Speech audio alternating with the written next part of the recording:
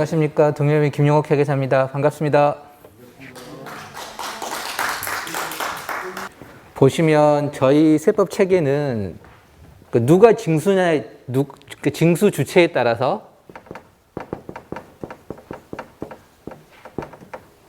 국가, 지방자치제, 크게 여러분들 흔히 아시는 법인세, 오늘 강의 중점인 종합소득세가 속한 소득세, 그 다음에 부가가치세, 이런 것들은 소득의, 세금을 징수하는 주체가 국가입니다.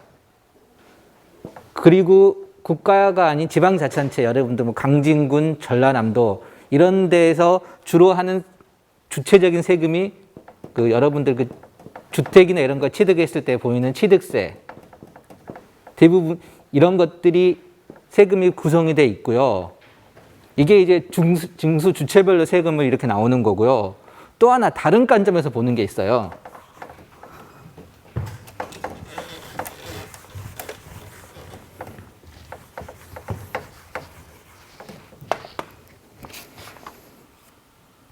성질별이라고 그러는데요.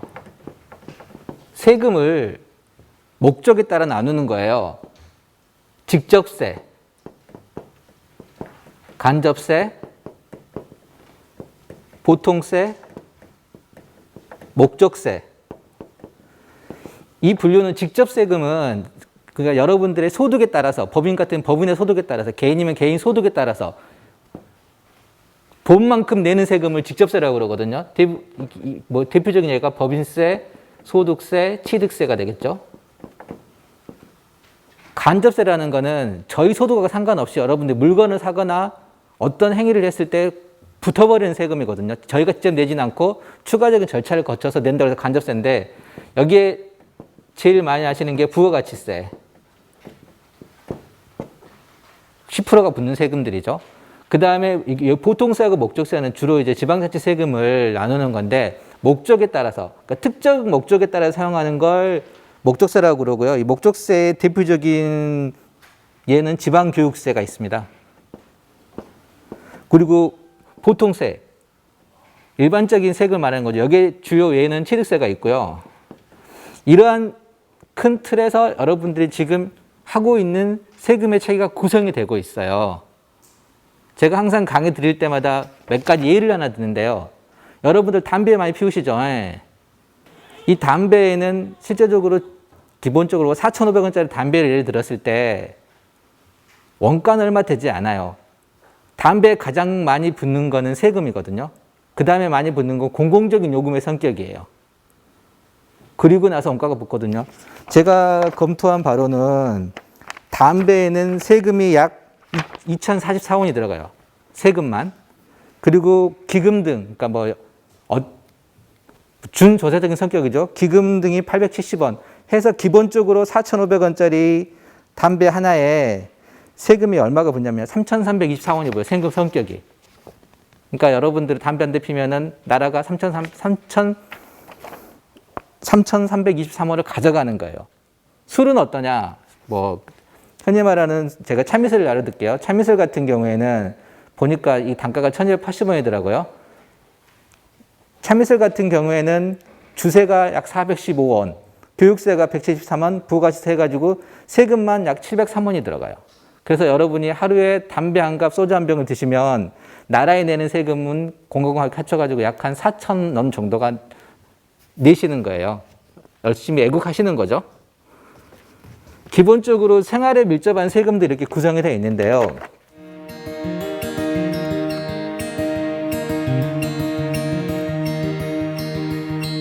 오늘 강의의 주로 주제가 소득세 중에서도 종합소득세잖아요. 그러면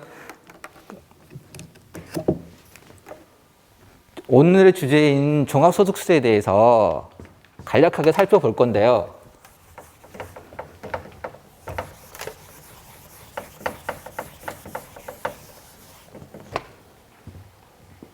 종합소득세. 어떤 분들이 물어보시더라고요. 소득세하고 종합소득세의 차이가 뭐냐고 저한테 물어보시는 분들이 있어요.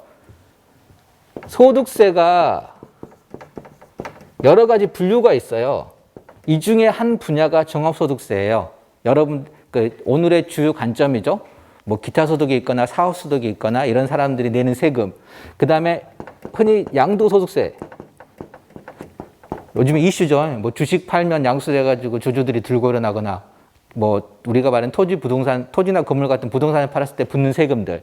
이게 양도소득세예요. 그리고 뭐 퇴직소득세하고 살림소득세가 있는데요.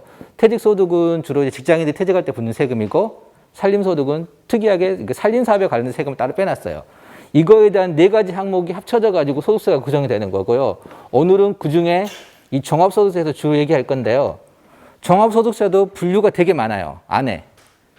나중에 교재에 보시면 나오겠지만 크게 이자, 배당, 부동산 임대, 사업소득, 근로소득, 일시재산, 기타소득 등이 있는데요. 특히 저희는 오늘 볼 거는 이 기타소득하고 사업소득을 많이 볼 거예요. 지금 현재 우리가 배우는 오늘 주로 강의해야 될 종합소득세는 소득세의 한 분야고요. 한 분야이며 이 종합소득세 내에서도 여러 가지 분류로 나눠진다는 거, 이 정도는 알고 오늘 강의를 시작하겠습니다. 나눠주신 교재에 보시면 지금 예술인대상 신고 종합소득세 그래가지고 유의물 보시면 참고하시면 될 거예요. 거기에 간략하게 그 내용이 들어가 있어요.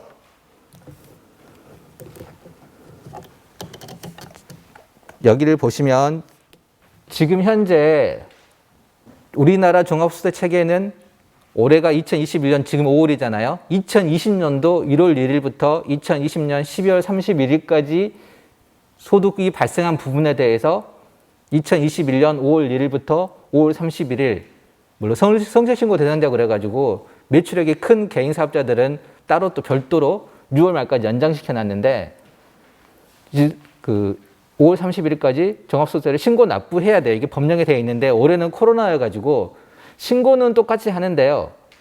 일정 조건이 충족이 되면 납부도 똑같이 5월 말에 성신고 6월 말까지 끝내줘야 되는데 올해는 코로나이기 때문에 8월 말까지 연장시켜 놨어요. 그리고 뭐 공휴일이면 그 다음날까지 신고를 한다는 거. 이건 꼭 빠먹지 말고 신고를 해줘야 돼요. 만약에 세금을 못 내더라도 신고는 해야지 불이익이 없다는 거 말씀을 드리고 싶고요. 밑에 보시면 코로나로 인해서 8월 31일까지 납부만 연장되는 거, 신고가 연장되는 게 아니고 신고는 하셔야 되고 돈 내는 것만 8월 31일까지 가야 된다는 거 꼭 이해하시고, 그 밑에 표가 지금 이게 실제적으로 연장이 되는 거, 납부 연장이 되는 사례들인데요. 굳이 여기 해당이 안 되더라도 밑에 보시면 직권 연장 대상이 아닌 납세자도 신청하면 받아줘요. 지금 세무서가요, 일단 신청하면 다 받아주더라고요. 이 사유가 해당이 안 되더라도. 그러니까 뭐 금액이 좀 커서 납부할 여력이 없다고 생각하시면 이런 제도를 이용하시면 좋을 것 같습니다. 그리고 주로 이제 소득세 체계가 특히 종합소득세에 많이 몰려 있고요. 종합소득세 내에서도 사업소득 분야에 많이 몰려 있어요. 소득세 신고하는 네 분야들이.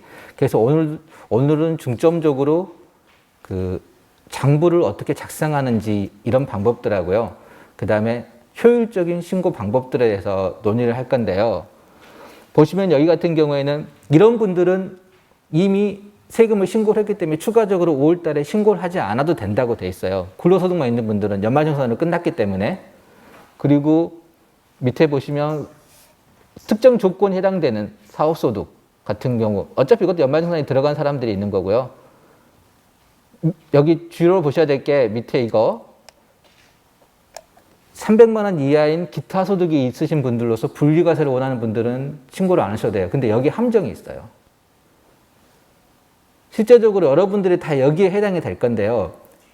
분리과세를 신청하는 거는 저희 의지가 아니라 소득을 지급한, 여기 같은 경우에는 문화재단에서 여러분들한테 소득을, 그러니까 이런 기타 소득 명목으로 지급을 했을 때 여러분들 아무리 액션을 취하지 않으면 세무서는 그걸 신고를 한 걸로 봐요. 보통 여러분들 같은 경우에 지금 어떤 룰에 따라서 뭐 3.3% 내지 4.4%를 공제하고 줄 건데요. 그 공제 금액에 대해서 액션을 취하지 않으면 그냥 그걸로 끝나는 의무가 돼요. 여기서 말하는 300만 원은 소득 금액, 그러니까 여러분들만 수익 금액하고 좀 틀려요. 수익 금액은 우리가 본 돈 전부겠죠. 그러니까 뭐 내가 어디를 가서 1,000만 원짜리 일을 했다. 그럼 1,000만 원 전체가 수익 금액이 되는 거고요. 여기 소득 금액은 1,000만 원에서 필요 경비를 뗀 금액. 필요 경비라는 거는 실제적으로 사업에 들어가는 인정되는 비용들을 말하는 거거든요. 인정된 비용을 제외한 금액이 300만 원 미만이라는 거예요. 통상적으로 저희가 기타 소득 같은 경우에는 공제율 자체를 80%를 필요 공제를 해주거든요. 그래서 300만 원 같은 경우에는 5배 정도, 1,500만 원 정도 수익 금액까지는 저기 다 해당이 된다는 거거든요. 그래서 분류과세를 끝날 수 있다는 거. 근데 이거는 제가 별도 유의무를 나눠드렸어요. 그거는 좀 이따 살펴볼 건데요. 어떤 게 이익인지에 따라서 이걸로 끝날 수도 있고요. 아니면 저희가 환급 신청을 할 수도 있어요. 미리 돈을 먼저 냈기 때문에, 원청소를 했기 때문에 그 방법은 제가 좀 이따 다 설명을 드릴 거예요. 이 모든 여기 나와 있는 자료는 국세청 사이트 가보시면 소득세 관련된 사이트들에 대해서 자세히 설명이 되어 있습니다. 그러니까 거기 자료를 좀 참고하시면 될 거고요.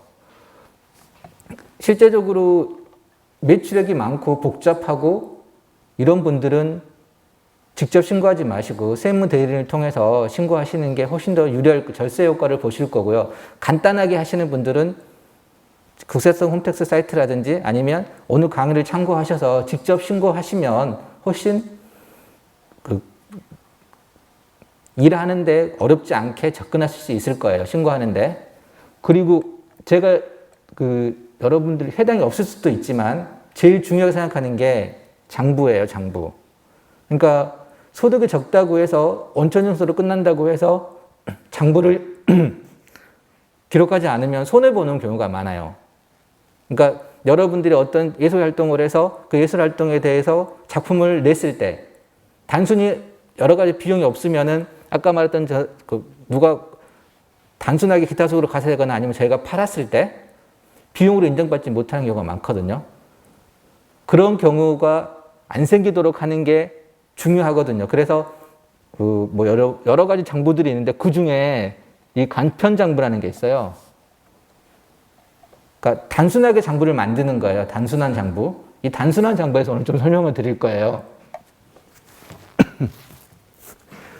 여기 모든 사람이 간편장부 되는 게 아니고요. 일정 수익금액 미만의 사람들만 간편장부에 해당이 돼요. 여기 간단히 나와 있는데요.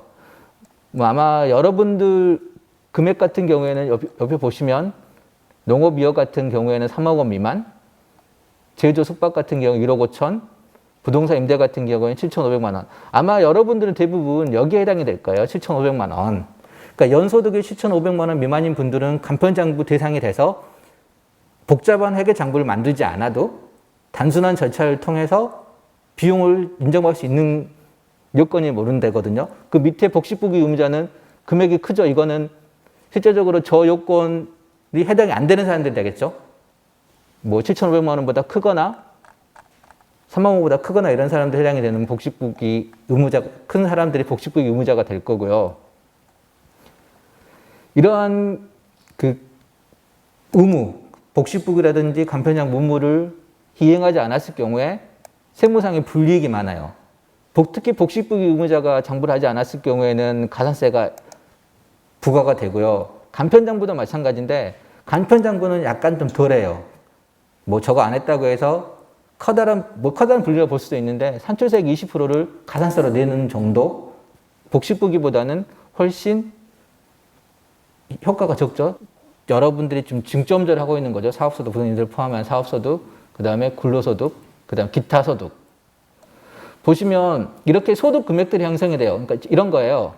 기본적으로 저희가 아까 기타 소득을 얘기했는데 여기서 1,500만 원의 수입을 발생을 했으면 거기에 대해서 전부 다 이런 밑에 가표라고 하죠. 가세표는 인정이 되는 게 아니고 거기에서 일정 요건에 대한 것들을 빼줘요. 저희는 종합소득 때문에 종합소득세는 기본 공제되는, 소득 공제되는, 그러니까 공제사항들이 많이 있어요. 보시면 기본공제라고 그래가지고 본인이나 배우자나 부양가족에 대한 기본적인 공제를 해주는 거, 그 다음에 특정한 사유가 발생했을 때 경로라든지 장애인이 발생했을 때 추가적으로 들어오는 추가 공제, 그 다음에 연금보험료 낸 거에는 공제, 그 다음에 이자 비용 공제, 특별소득 공제, 그 다음에 여러 가지 뭐 특이한 상황, 주택, 마련주택, 신용카드 사용, 특히 이번에 코로나 때문에 신용카드 사용 금액에 대해서는 기간마다, 올해는 조금 복잡한데요. 그 기간마다 율들이 좀 틀리게 적용이 되더라고요. 이게 사용 금액에 대한 소득 금액 공제들이 기본적으로 소득 공제로 해당이 되고요. 요거 소득 금액에서 이런 기본적인 사항들을 빼주고 나면은 과표, 흔히 말하는 세율 계산이죠. 세율 계산을 하기 위한 과세 표준 형성이 돼요. 현행 세율이 나오죠. 여기에 기본적으로 1,200만 원 미만은 6.6, 여기는 16.5 이런 식으로 10%가 다 붙는다는 거. 그리고 계속해서 가산세 얘기 나오죠. 우리나라 세법은 다른 나라들이 대부분 부러워하는데요. 다른 게 아니고 조세 저항이 상대적으로 적어요. 다른 나라는 세법안을 개정하려면 엄청난 절차가 필요하거든요. 근데 우리나라는 상대적으로 쉬운 것 같아요. 거기에 대한 페널티도 되게 많아요. 가산세 되게 많잖아요.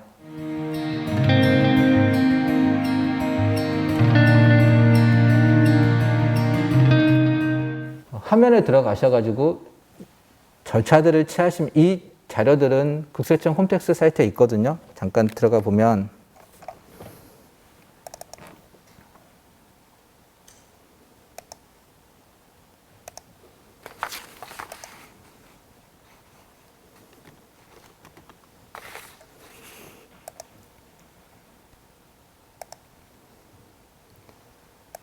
그 홈택스 사이트보다는 국세청 사이트 들어가셔가지고 제가 방금 보여드린 거 국세 신고 안내에 개인 신고 안내에 종합소득세란을 보시면 제가 방금 이 설명드렸던 내용들이 쭉 있거든요. 여기에 보시면 그 신고 납부 방법이라고 있어요. 여기 클릭하시면 이 내용들이 뜨거든요. 아까 제가 교재랑 동일한 내용 뜨니까 여기를 참고하셔서 제가 이 유인물은 여러분들도 없을 것 같은데 아마 제가 이 파일은 관광지에 주거나 아니면 어차피 내용이 똑같으니까 이 사이트를 참고하셔서 보시면 될 것 같아요. 직접 신고하시는 경우를 예를 드는 거예요. 아까 말했던 복식부기 의무자들은 이 방법을 못 하세요. 그거 할 때 너무 힘드니까 차라리 세무대리를 통해서 하시고 간편장부 미만의 사업자들은 한 번쯤 고려해 보세요.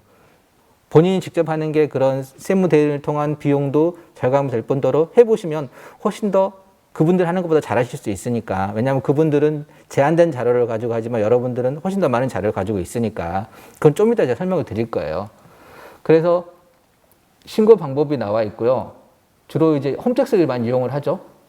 홈택스를 많이 이용을 하고 뭐 요즘은 서면 신고도 가능하다고 하더라고요. 그래서 요건 제가 조금 이따 그 가능한 서명 신고 방법들에 대해서 가능한 소득 신고 방법에 대해서 약간 말씀을 드릴게요.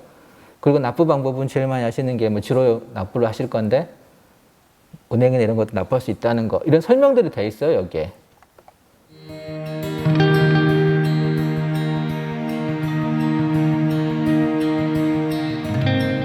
이제 그렇다고 하면 실제적으로 아까 잠깐 복식부기나 간편장부 얘기를 드렸는데 이 큰 표를 보시면 지금 현재 복식부기 의무자, 간편장부 의무자 복식부기 의무자는 금액이 큰 분들이잖아요. 이분들은 세무대리를 통해서 하시는 게 훨씬 유리하다는 거 계속 강조드리고요.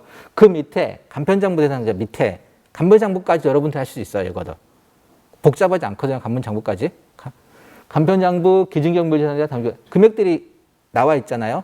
이분들에 대한 것들은 직접 신고하는 것도 제 생각에는 좋을 것 같아요. 크게 복잡하지 않으니까 금액들이 업종에 따라 조금 틀려요. 여러분들 같은 경우는 대부분 여기거든요. 다 실제적으로. 그러면 간편장부 대상자는 7,500만 원 미만 2,400만 원 그 중에서 여기 사이겠죠. 여기 사이 분들에서는 기준경비가 적용이 되고 이거는 단순경비가 적용되고 실제적으로 단순경비 적용되는 분들이 가장 절차가 간단하겠죠. 간단하고 그 다음으로 조금 복잡한 게 기준경비 대상자들이고요.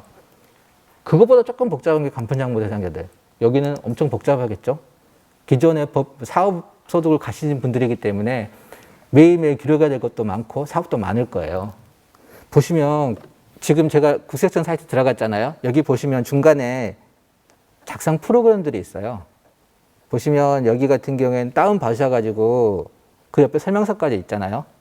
다운 받으셔서 이 프로그램을 쓰셔도 되고 밑에 서식도 있으니까 굳이 구입하지 마시고 이 해당 서식을 쓰셔도 돼요. 실제적으로 중요한 거는 간편장부에서 중요한 거는요. 매일매일 비용에 대해서, 그러니까 매출은 뻔하잖아요. 여러분들 버는 거 뻔하니까 발생된 비용에 대해서 기입하는 작업들이 중요하거든요. 보시면 간편장부 서식은 이렇게 돼 있거든요. 지금 상태에서 매일 적으시고 거래 내용을 적으시고 거래, 돈이 얼마 들어왔다, 돈이 얼마 나갔다. 여기 밑에 7번의 비고란에 있잖아요. 이것들을 매일매일 적는 거예요. 그래서 보시면 이 비고란에 이 3개는 세금계산서건, 0은 영수증건, 이런 식으로 매일매일 거래가 있던 것들을 적어 놓으시는 거예요. 왜 이걸 하시냐면 일단 해 놓으세요. 일단 해 놓으면 나중에 이 간편장부를 통해서 하는 게 유리한지 아니면 그 전에 설명드렸던 단순이나 단순경비율 적용이나 기준경비율 적용이 유리한지에 대한 판단의 근거가 돼요. 이게 없어버리면 그냥 단순경비율이나 기준경비율로 갈 수밖에 없거든요. 2,400만 원 미만에 가지고 계신 분들은 또는 뭐 기준경비율 대상자 분들은 기준경비율로 갈 수밖에 없어요. 이거 가지고 있으시면 최소한 비교치가 하나 더 생기는 거예요. 이거에 대한. 그러니까 이것들을 매일매일 하는 것들을 습관을 들이시면 돼요. 지금 우리나라 세법 체계는요. 특히 신고에 대해서는 되게 잘 돼 있어요. 혼자서도 하실 수 있을 만큼 충분하게 돼 있거든요. 그 국세청 홈택스라는 사이트를 들어가셔서 모든 걸 해결할 수 있는 구조가 돼 있기 때문에 그걸 통해서 이용을 하시면 훨씬 더 편하실 거예요. 그리고 조금 복잡하거나 어려운 사항이 있으시면 주저하지 마시고 주변의 세무대리를 통해서 도움을 요청을 하시고 소문대리인이 없다 그러면 저한테라도 전화를 주셔서 도움을 요청하시면 제 전화번호는 재단에서 가지고 있으니까 연락 주시면 언제든지 성심성의껏 답변드리겠습니다. 물론 이런 종합소득뿐만 아니라 제가 상담을 제일 많이 받는 분야는 솔직히 종합소득 분야는 거의 상담이 거의 없어요. 이 분야는. 제일 많이 받는 분야는 크게 양도소득세 그리고 상수세 증여세거든요. 이 분야에 대해서는 언제든지 궁금한 거 있으면 저한테 전화 주시면 제가 친절하게 말씀드릴 거예요. 혹시 또 다른 질문 있으십니까? 이거 말고 뭐 양도세라든지 아니면 뭐 상수세 증여세 관련 질문 있으시면